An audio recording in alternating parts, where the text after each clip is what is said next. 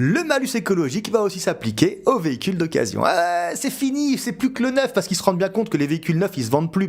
Quand tu vas acheter un véhicule neuf, déjà, le prix de base, c'est même plus des prix maintenant, on dirait un appartement. En plus, ça, ils te rajoutent un malus, t'es là, je vais acheter de l'occasion. Et vu qu'ils se rendent compte, non seulement que les Français ne veulent plus de véhicules neufs, qu'en plus, on boude clairement les véhicules électriques, parce que c'est pas au point, on peut me dire ce qu'on veut, ce n'est pas au point.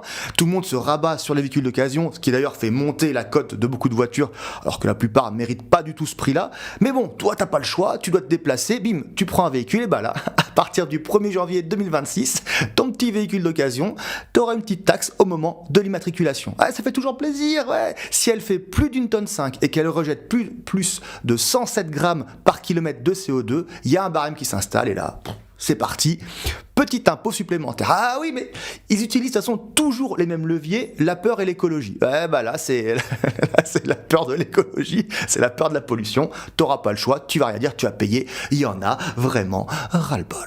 Malus au poids depuis le 1er janvier 2025, même sur les hybrides rechargeables comme ce nouveau BMW X3 PHEV de 299 chevaux. Et oui, malheureusement, tu devras payer sur ce genre de modèle 4320 €. Franchement, à l'immatriculation, est-ce qu'on a vraiment besoin de ça en France? Certains considèrent le malus écologique et le malus au poids comme l'arnaque du siècle pour les automobilistes. Et je pense que le propos est peu exagéré, parce que quand tu vois déjà qu'on paye de la TVA, qu'on va payer une carte grise, qu'on va maintenant payer un malus écologique, qu'on va maintenant payer un malus au poids, qu'on va payer de la taxe sur les véhicules de société. On est gouverné par une belle bande d'enculés. On va surtout être dans l'impossibilité d'impacter l'intégralité de nos loyers de location longue durée, de location avec option d'achat sur notre résultat imposable lorsqu'on est professionnel.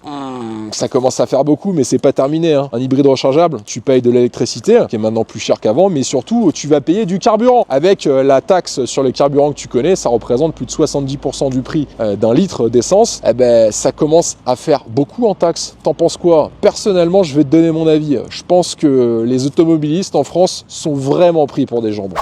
Si chacun de nous peut faire tous les jours un petit geste pour sauver la planète, Eugène Frindu, lui, en a carrément fait une profession de foi. Ils me font marrer ceux qui urinent dans la douche pour économiser l'eau.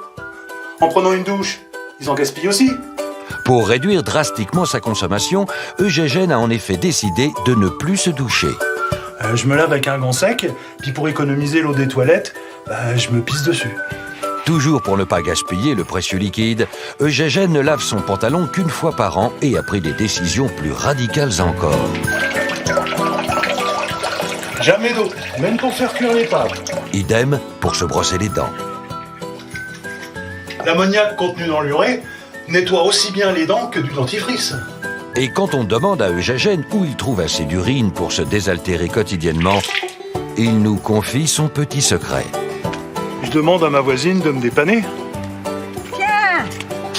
Merci, Crénoline. N'hésite pas, si t'as besoin. À la prochaine, au revoir. Grâce à sa nouvelle manière de vivre, Eugène Frindu a donc considérablement réduit son empreinte écologique. 2, 1, ignition.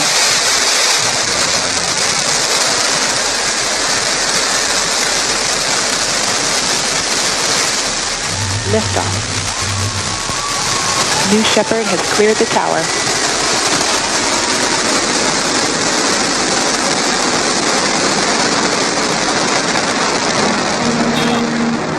Yo, listen.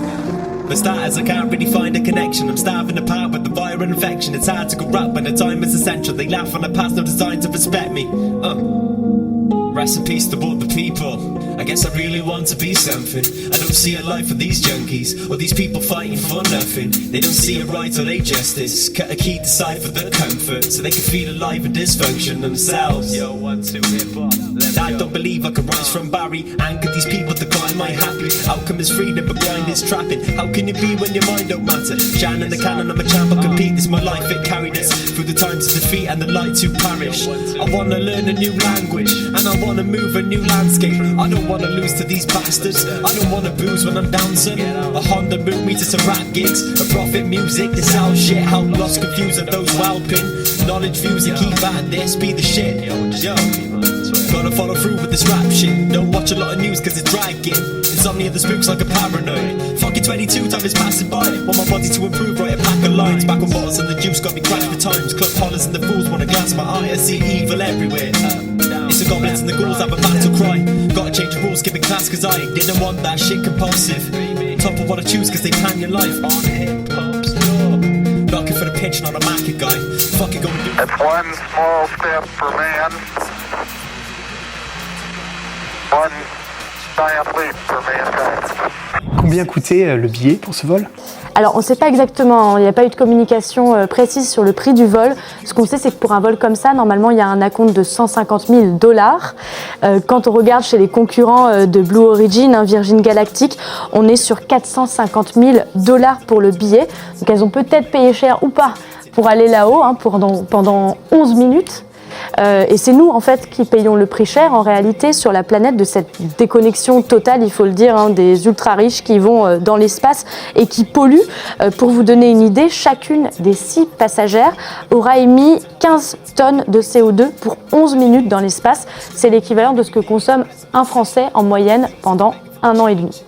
On dépense 40 milliards d'euros par an pour éviter un réchauffement de 0,00056 degrés par an. Exactement. Presque invisible. Absolument invisible, évidemment. À ce rythme-là, il faudrait patienter 18 000 ans pour que la France réchauffe la planète d'1 degré. Which of happiness I shit was in a nasty cloud. I'm just so paranoid they cheating cause it happened out. Yo, listen, I'm just so paranoid they cheating cause it happened out. Just give me some space, man, listen. Trying to get some sleep but I stress at night. Trying to keep the peace but aggression rises. Trying to keep it clean but I tempt the line. Trying to be a real but expensive shine. I'ma be a fiend till my friends have died. Trying to compete as a legend rhymer. Trying to keep it sweet but express my mind. Cheap they find me cause I'm cheap and she petrified. The ones that bring some peace just compress the price. Smile isn't cheap when I rap the rhymes. They not like it what they see cause they jealous types. I try to listen deep but you compress my vibe. Try to lift you, try be civil, guide your spirit. I am living. Try to lift you, try be civil, guide your spirit. I am living. Lion hit weed till it flashes by. Trying to make some G's just to mobilize. Trying to get a demon a home to buy. Chers automobilistes, vous allez encore devoir payer et ça risque de vous coûter très cher. ETS 2, derrière ce sigle obscur se cache une nouvelle réglementation européenne directement issue du Green Deal qui imposera une nouvelle taxe sur le CO2. Cette taxe va faire flamber le prix du carburant, jusqu'à 15 centimes en plus par litre, jusqu'à 600 € par an pour les 80% de Français qui prennent leur voiture chaque jour. Ce nouveau scandale s'ajoute à une liste de persécutions déjà bien longue. Tout est fait pour punir les 40 millions d'automobilistes que compte notre pays.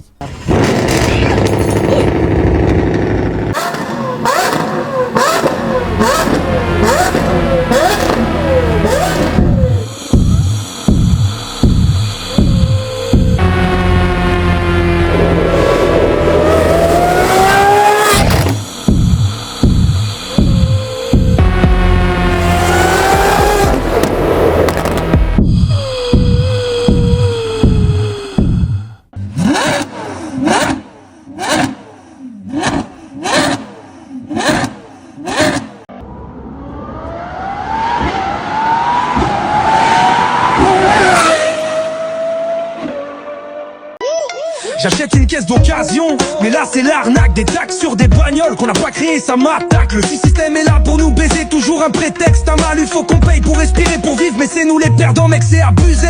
T'as vu ce game, ils foutent des taxes sans raison. Mais quand tu regardes en haut, c'est une fête dans les salons. La mégane, elle pollue pas plus qu'une putain d'usine en Chine. Mais l'État, lui, il veut de plumer, faire tomber dans ses combis. C'est toujours les mêmes qui trinquent et moi ça me fait péter les plombs. Les petites gens payent l'addition pendant que les élites vivent à fond. On me dit que c'est pour la planète, mais c'est pour leur portefeuille. C'est des bandits en cravate qui veulent tout prendre sans qu'on se réveille. C'est l'effet cocotte minute. Tout chauffe sous la pression. À force de ramasser des taxes, on finit par péter les plombs. Ils veulent nous faire croire qu'on est coupable d'avoir une vieille bagnole. Mais ceux qui polluent, ceux qui nous enfument, c'est eux qui volent. Je vois que les petites gens s'épuisent, qu'ils se battent pour bouffer. Mais ceux d'en haut, ils mangent à 3 étoiles avec l'argent qu'on leur a donné. On bosse dur pour un peu de fric, eux ils grattent dans nos nos poches. Mais la rue va s'enflammer, crois-moi, on va les foutre dehors sans reproche. Tu crois qu'on va rester là à rien dire comme des moutons dans la tempête? On est la voix des oubliés, ceux qu'on écrase, ceux qu'on écarte, c'est net. Mais la rue ça gronde, les esprits s'échauffent, c'est l'heure de la révolte. Ils peuvent nous taxer, nous oppresser, mais on va finir par tout foudroyer. Alors c'est quoi? On se plaint qu'il n'y a pas d'argent, mais en même temps on veut pas taxer ses potes? C'est inacceptable. Vous savez très bien où il y a de l'argent, allez le chercher. Parce que les gens ne vont plus accepter que les millionnaires, les milliardaires de l'Europe, ils empochent, ils encaissent, tandis que c'est toujours aux gens de payer. Depuis 2020, 1% des riches a empoché environ 45% de toute la richesse produite en Europe. En Belgique, mon pays, entre-temps, 1% des plus riches possède autant que 70% du reste de la population. Alors l'argent est là. Mais là, je vois une hypocrisie entre ceux qui disent on n'a pas d'argent, les larmes de crocodile, parce que hier, un vote ici, dans ce même Parlement, vous avez refusé une proposition pour encourager une taxe des millionnaires, pour finalement taxer des risques. Regarde Mark Zuckerberg, c'est une merguez, des choses que j'aime pas. Il a des t-shirts à 2 €, il a des montres Casio, 50 $ la montre.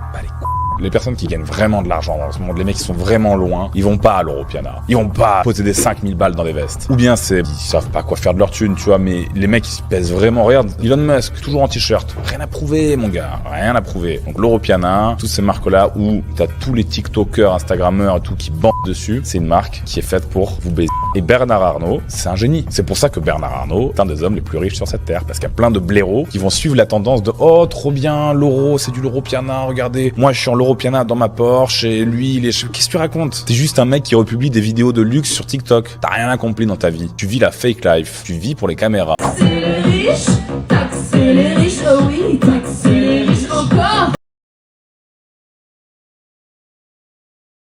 Voici pourquoi les Rolls-Royce sont les voitures les plus luxueuses au monde.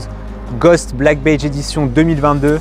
Regardez le Spirit of Ecstasy en chrome noir qui sort tout seul. 45 kg de peinture et on a ici la Coachline en rouge qui est peinte à la main. Il y a une seule personne dans le monde qui peut la faire, qui est apte à la faire. Les portes antagonistes classiques chez Rolls-Royce avec ici l'intérieur en cuir rouge. Comme les portes sont un peu lourdes, elles sont automatiques. Donc là, un simple effleurement de la porte et elle se ferme. Ici, si jamais il pleut, vous avez un parapluie, 700 € pièce, il y en a un de chaque côté. 176 tonnes de CO2 en mai, c'est ce qu'a émis le Français le plus riche du monde. C'est 17 fois l'empreinte carbone d'un Français qui émet en moyenne 10 tonnes de CO2 par an. Ce chiffre vient du compte Instagram L'Avion de Bernard qui calcule chaque jour l'empreinte carbone du jet du milliardaire. Ce compte s'inspire de l'initiative d'un jeune américain, Jack Sweeney, qui a décidé de créer une page Twitter dédiée à Elon Musk et ses déplacements en jet. Un trajet en jet privé, c'est une bombe carbone.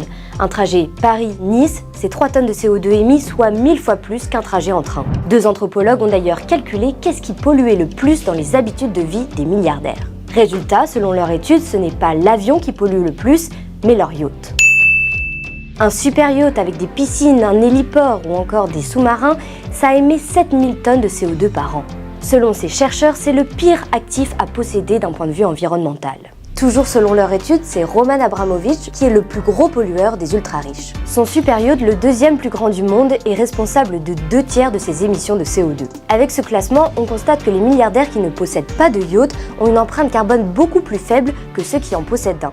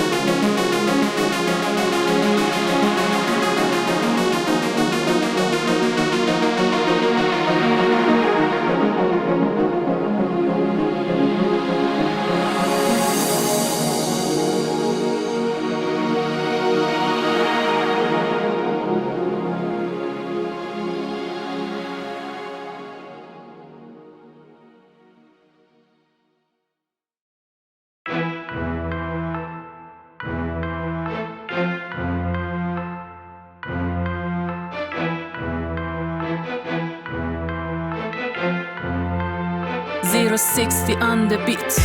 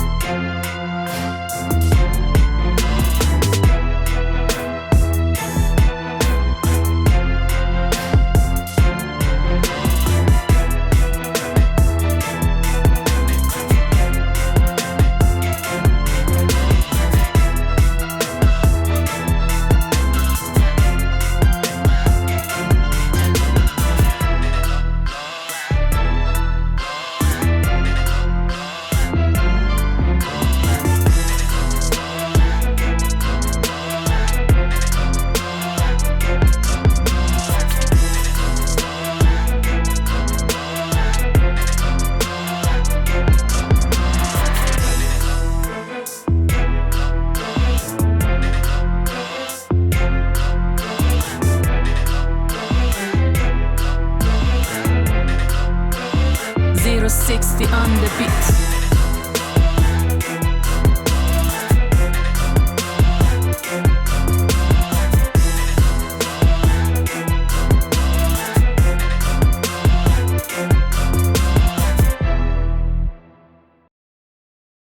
Le plus gros paquebot du monde vient de prendre la mer et c'est déjà un naufrage. 5 fois plus grand que le Titanic, le Icon of the Seas est parti en direction des Caraïbes avec 10 000 passagers à son bord. Après 2 ans et demi de travaux et 1,5 milliard de dollars investis, le paquebot a été inauguré par Lionel Messi à Miami. Il est déjà le navire de tous les records. 365 mètres de long, 2800 cabines, un parc aquatique, 40 restaurants, un mur d'escalade et même une cascade de 17 mètres de haut. Il affole les compteurs mais aussi les critiques. Ce navire de croisière est une aberration environnementale et une vaste campagne de greenwashing. La compagnie se vante d'utiliser un carburant vert, un gaz naturel liquéfié, comme alternative mais qui dégage en réalité 2 fois plus de gaz à effet de serre que le carburant traditionnel. L'année dernière en Europe, 200 navires de croisière ont produit autant de gaz à effet de serre qu'1 milliard de voitures, selon César Ducré, directeur de recherche au CNRS. Dis-nous ce que tu en penses et abonne-toi. Alors ils ont commencé à faire des comparaisons entre les voitures et ces bateaux. Et ces calculs révèlent qu'un bateau émet la même quantité de soufre qu'environ 50 millions de voitures. Si un seul cargo émet autant d'oxyde de soufre que 50 millions de voitures, les 20 plus grands navires polluent à eux seuls, plus que toutes les voitures de la planète. Et ce n'est pas 20, mais 60 000 navires qui sillonnent les océans du globe à longueur d'année et dispersent leur poussière de soufre dans l'atmosphère. À l'intérieur de cet immense bateau, il n'y a qu'un seul produit, un seul, des graines de colza, naturellement riches en acides gras, qui seront transformées en huile, puis en biodiesel. C'est cette image que nous voulions obtenir pour montrer l'absurdité de la production des biocarburants.